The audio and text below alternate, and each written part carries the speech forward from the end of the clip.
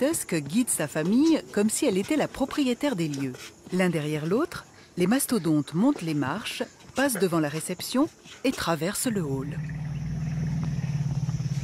Depuis des années qu'il filme les éléphants sauvages, Nathan Pilcher n'a jamais été témoin d'un tel comportement. C'est irréel de voir ces animaux gigantesques traverser le hall. On se sent fragile et tout petit devant eux. Ils sont conscients de notre présence, mais en même temps, ils paraissent très à l'aise. Le lodge a été construit sur une des routes migratoires des éléphants et ces derniers se souviennent très bien de l'emplacement du manguier. L'arrivée de Wonky Tusk est toujours un événement. Mais la matriarche fait une entrée digne d'une reine. Dans cet établissement 5 étoiles, fréquenté par des touristes aisés, l'ambiance est feutrée. Wonky Tusk s'intègre parfaitement. Les éléphants passent par la réception avec délicatesse, sans rien renverser.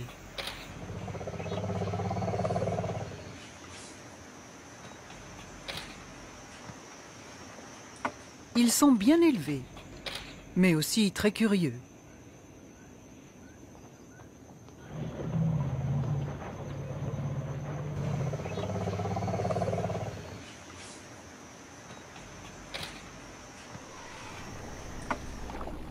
Celui-ci a réussi à se faufiler dans la boutique de souvenirs.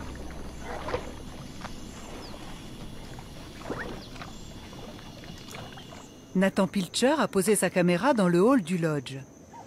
Wonky Tusk viendra-t-elle avec son bébé?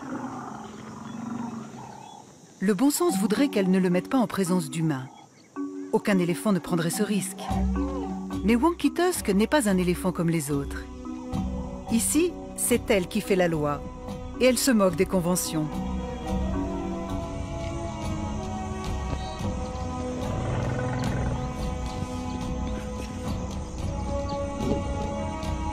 Âgé de 10 jours à peine, Wellington ne se rend pas compte de l'événement qui se prépare.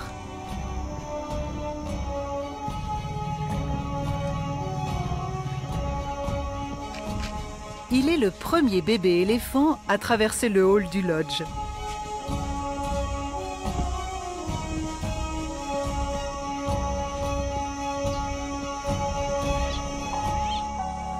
Les éléphants n'ont pas encore traversé le hall que Wellington, épuisé, s'accorde une petite sieste. Tous ceux qui ont vu Wellington s'endormir ce jour-là ont eu le même sentiment. Ils ont pensé que les éléphants faisaient confiance aux êtres humains et respectaient leur espace. Accueillir des éléphants à l'intérieur du lodge a un petit inconvénient. Ils ne ramassent pas derrière eux. Mais tout est recyclé.